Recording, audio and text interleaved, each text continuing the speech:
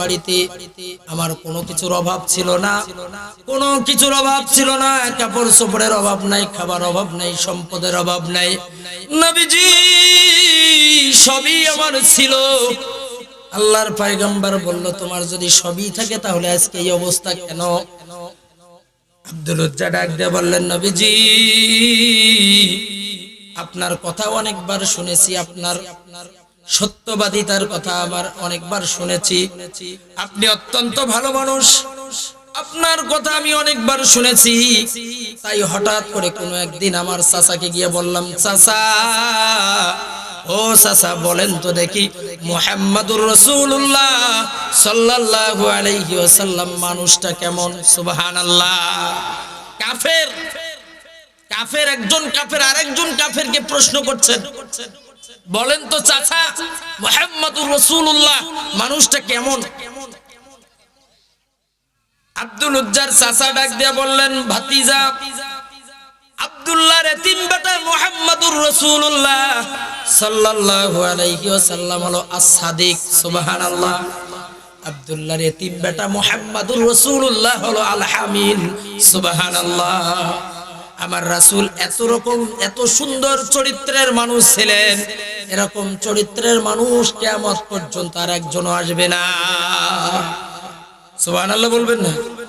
যে রাসূল সত্যবাদিতার সার্টিফিকেট পেয়েছে, মিথ্যা কথা জীবনে কোনোদিন একটিও বলেন নাই, আর আজকে আমরা তার প্রিয় উম্মত হবার দাবিদার করি, অথচ আমাদের মুখ দিয়ে রহ রহ মিথ্যা কথা বাইর হয়। আমরা মিথ্যা না বললে আমাদের পেটে ভাত হজম হয় না। মনে হয়েছে মিথ্যা কথা বললাম। আলহামদুলিল্লাহ, চাপার এখানকার মানুষ অনেক ভালো সত্যবাদী। আলহামদুলিল্লাহ, আলহামদুলিল্লাহ বলেন। আল্লাহ তাআলা আমাদেরকে কবুল করুন, বলেন আমিন।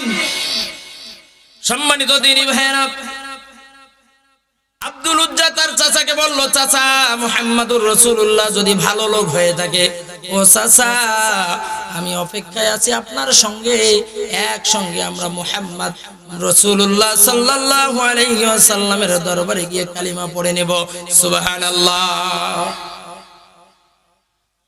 আব্দুল উজ্জার চাচার মেজাজটা খারাপ, বলল, বেটা খবরদার, যা একবার বলেছিস দ্বিতীয়বার এই কথা বলবি না। খবরদার, তোর মুখ দিয়ে একবার যা বলেছিস আর বলবি না। মুহাম্মদ ভালো লোক এটা আমরা জানি, মুহাম্মদ সত্যবাদী এটা আমরা জানি, কিন্তু মুহাম্মাদের তরিকায় যদি আমরা চলি ও ভাতিজা, তাহলে আমরা ধর্ষণ করব, মামলা খাবো, তারপরে আমরা বোতল খাইতে পারবো না, লুটতারাজ করতে পারবো না, খুন খারাপি করতে পারবো না, অন্যায় করলে ওই মুহাম্মাদের তরিকায় আমরা জেলখানায় যাব। কথা কন না কেন? আওয়াজে বলেন ঠিক কিনা? আজকে যারা বাংলাদেশের আলেমেরা আছে, আজকে যারা ইসলামী আন্দোলনের কর্মীরা আছে, এদেরকে দেখে আরেক দল মানুষ আবার আজকে নাক ছিটকাচ্ছে। কথা বলেন ঠিক কিনা? এর দ্বারা প্রমাণিত হয় আওয়ামী জাহিলিয়াতের যুগে যারা নাক ছিটকে আছে তারাও জানে আল্লামা দেলোয়ার হোসেন সাইদি ভালো মানুষ ছিল। এরাও ভালো করে জানে আল্লামা মামুনুল হক ভালো মানুষ ছিল, আল্লামা আমির হামজা ভালো লোক ছিল, আল্লামা শফি ভালো লোক ছিল। তারপরেও তাদের বিরুদ্ধে গিয়ে কথা বলেছে এই মানুষগুলো, এই কারণেই তারা মাল খাওয়া হবে না। কথা বলেন ঠিক কিনা? আজকেও একদল মানুষ উঠে পড়ে লেগেছে আলেমদের উপরে, ইসলামী আন্দোলনের কর্মীদের উপরে। তার কারণ একটাই, যদি ইসলাম এই জমিনে বাস্তবায়ন হয়ে যায় এদের গুন্ডামি মস্তানি করা হবে না। কথা বলেন ঠিক কিনা? কিন্তু মনে রাখেন, সাবধান হয়ে যান, হাসিনা আপনার চেয়েও কম শক্তিশালী ছিল না, তারাও এই জমিনে টিকতে পারে নাই।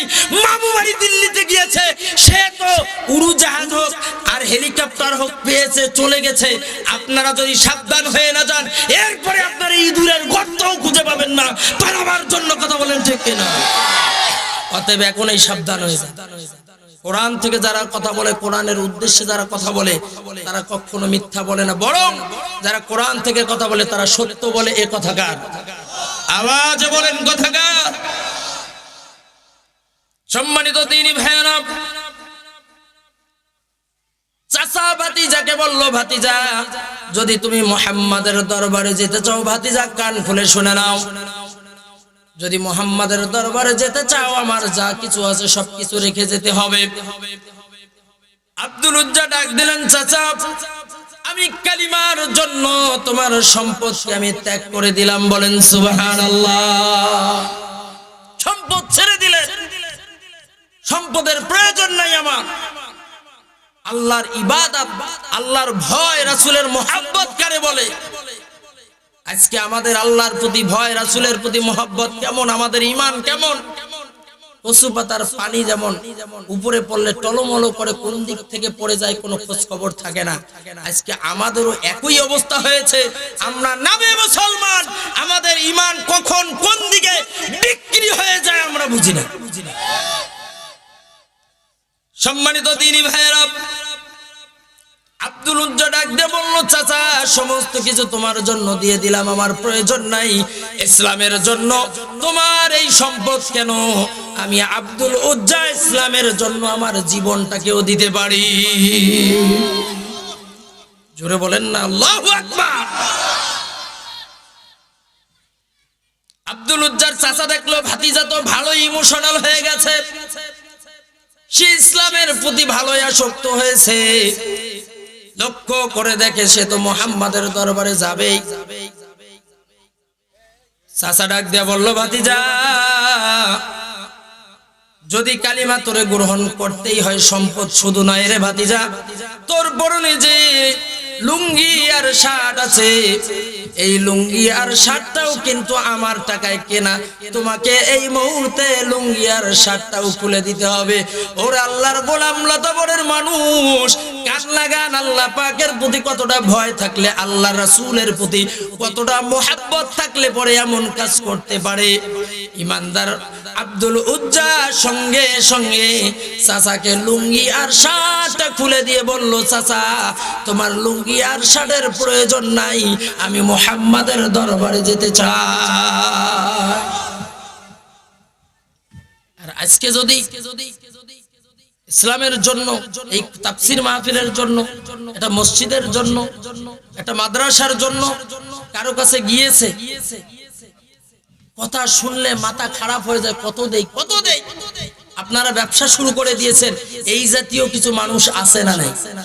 কথা বলেন না কেন, আছে না নাই? কোরআনের মাহফিল হচ্ছে, এখানেও ব্যবসার তকমা লাগিয়ে দেয়, এরাও নামধারী মুসলমান। আপনাদের এলাকায় নাই, আমার কালীগঞ্জে আছে আলহামদুলিল্লাহ। এ ভাইজান আপনার পায়ে হাত রেখে বলি, যখন মসজিদ মাদ্রাসা, যখন এই কোরআনের মাহফিল গুলোর জন্য আপনার কাছে যাবে, হাত পেতে দিবে, বিশ্বাস করেন ওই হাত থাকে না, বরং ওই হাতটার সঙ্গে আমার আল্লাহ তাআলার কুদরতি হাত থাকে। সুবহানাল্লাহ। আপনি কেমনে ফিরিয়ে দেন এই হাতটাকে? বরং আপনার কাছে যদি না থাকে, আপনি বলতে পারেন, বাজান আমার কাছে নাই, আমি মাহফিলে গিয়ে দিব। তাও যদি না পারেন, তাকে সম্মানের সহিত বিদায় দিবেন যে আমি দিব না, আমার কাছে নাই। কিন্তু দেয় না তো দেয় না, উল্টা আরো টাকা নিয়ে এসে সময় নষ্ট করে বিভিন্ন ধরনের কথা বলে।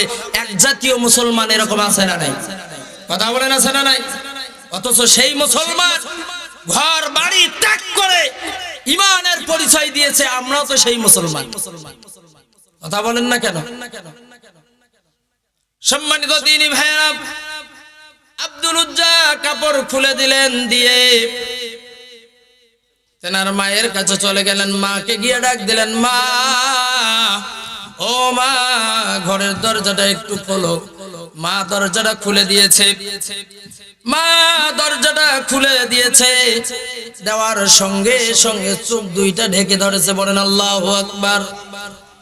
আমার মা বোনেরা একটু খেয়াল করবেন, সন্তান কেমন হলে হয়? আপনাদেরও সন্তান আছে, আপনার সন্তানকে আজকে আপনি দ্বীনি লাইনে দিতে চান না, মাদ্রাসায় দিতে চান না। আজকে যদি মাদ্রাসার দাওয়াত আমরা দেই, বলে যে হুজুর আমার ছাওয়াটা কি হাড্ডি খাওয়া মৌলবি বানাবো? আজকে তো আমরা গোশতই খাইতেছেন, আমরা তো হাড্ডি খাওয়াছি, হাড্ডি তো খাইতেছে। বললো যে হুজুররা তো এখন ভাত আর পায় না। আসলে সত্য কথা, আমরা ভাত পাই না, পোলাও আর বিরিয়ানি খাইতে তো সময় পাই না, ভাত খাবো কখন? আলহামদুলিল্লাহ বলে, জোরে বলেন না আলহামদুলিল্লাহ। তবে মিয়া মনে রাখো, তোমার সন্তানকে মাদ্রাসায় দিলে তোমার উপকার টিকে দুনিয়াতে কয়দিন থাকবে? আপনার যা সম্পদ আছে আপনাকে রেখে কবরে যাইতে হবে। কথা কয় না? আপনার হাতের ঘড়ি, আপনার হাতের আংটি, এটিও আপনাকে খুলে, পরনের যে কাপড়টা আছে, একটা রশি যে কোমরে বাঁধেন, গলায় বাঁধেন, এগুলো খুলে আপনাকে কবরে যাইতে হবে। তাহলে করতেছেনটা কি? আপনি কার জন্য কি করতেছেন? আর বরং মনে রাখবেন, আপনার সন্তানকে মাস্টার, ডাক্তার, ইঞ্জিনিয়ার বানাইছেন, লস নেই। আমি তো নিষেধ করব না, বানান। কিন্তু আপনার সন্তান ডাক্তার, রংপুরে চাকরি করে, রংপুরের কোন ক্লিনিকে থাকে, রংপুরের কোন মেডিকেলে থাকে, আল্লাহি আল্লাহর কসম করে বলছি, আমার মনে হয় রংপুরের মাটিতে যদি একটা রোগী নিয়ে যায়, মাটি খানো টাকা। মিথ্যা কথা বললাম? এরা কারা? আমাদের সন্তান, আমাদের মতো মুসলমান। মনে হয় মাটি খানো টাকা, দালালের অভাব নাই। কথা কন না কেন?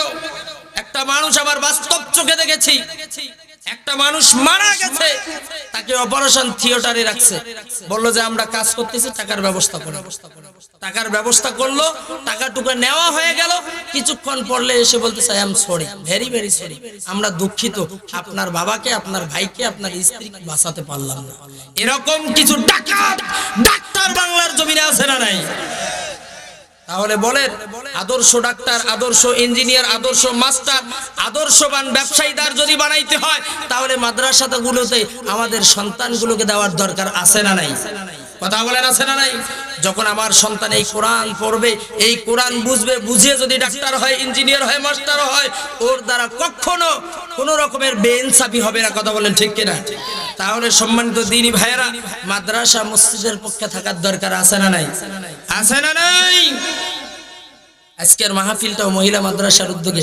অনেকে আবার কয় কি, মহিলা মানুষকে হাফেজা বানায় কি হবে? মহিলা মানুষকে হাফেজা বানায় কি হবে? সম্মানিত দ্বীনি ভাইয়েরা, একটা মা যদি ভালো হয়, একটা জাতি ভালো হবে। কথা কয় না? সবাই বলেন, যদি মা ভালো হয়, সন্তান ভালো হবে কি হবে না? তাহলে মাই যদি ভালো না হয়, মায়ের ভিতরেই যদি কোরআন না থাকে, মায়ের ভিতরেই যদি ইলম না থাকে, আমল না থাকে, তাহলে ওই মায়ের পেট থেকে তো আইয়ুব সুবাহির হওয়ার কথা। কথা কন না কেন? ঠিক কিনা? যদি আমার মা যদি ভালো না হয়, পর্দানিশীন না হয়, আমার মা যদি আমলদার না হয়, তাহলে ওর পেট থেকে তো আইয়ুব বাচ্চা, এন্ড্রো কিশোর বাইর হবে, মনির খান বাইর হবে, বাইর হয়ে জাকানা কাতারা না না না। আর আপনিও দেখে বাপ কি খুশি। গত পরশুদিনের ঘটনা, 21শে ফেব্রুয়ারি 33 ভান্ডার মাঠে একটা অনুষ্ঠান হলো, কনসার্ট হলো। রাত 12টার পর মাহফিল শেষ করে এসে চায়ের দোকানে চা খাচ্ছি, কয়েকজন মাস্টার একখানে হয়েছে। মেয়েটাকে সুন্দর করে শাড়ি কোন রকম এদিক থেকে পরায়, মাথা দিয়ে পেঁচায় কোমরত লাগাই দিয়েছে, সব বাহির করে দিয়েছে। বলতেছে, এটা আমার মেয়ে, এটা আমার মেয়ে, ওখানে গিয়েছিল, তুমি দেখছো কত সুন্দর করে নেচেছে। আউযুবিল্লাহ, তোর মুখে জুতার বাড়ি রে বেয়াদব, তোর মুখে জুতার বাড়ি। তোর মেয়েটাকে অর্ধ উলঙ্গ করে গিয়া তুই নাচায়া নাচায়া নিয়ে আসলে আর মানুষের সামনে প্রশংসা করতেছে।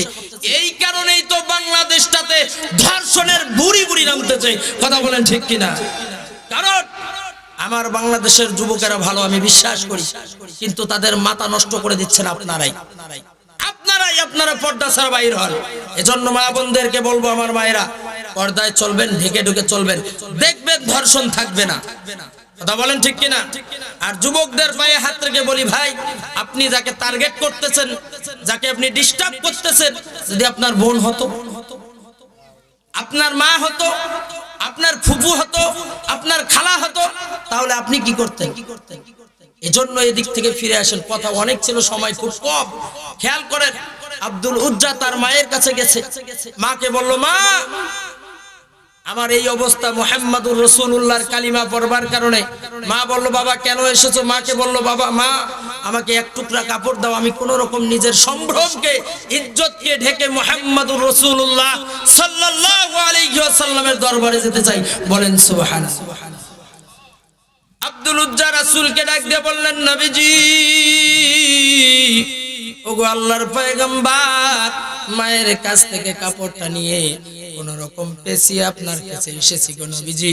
ওগো আল্লাহর পয়গম্বর, মেহেরবানি করে আমাকে কালিমা পড়ায়া দেন, লা ইলাহা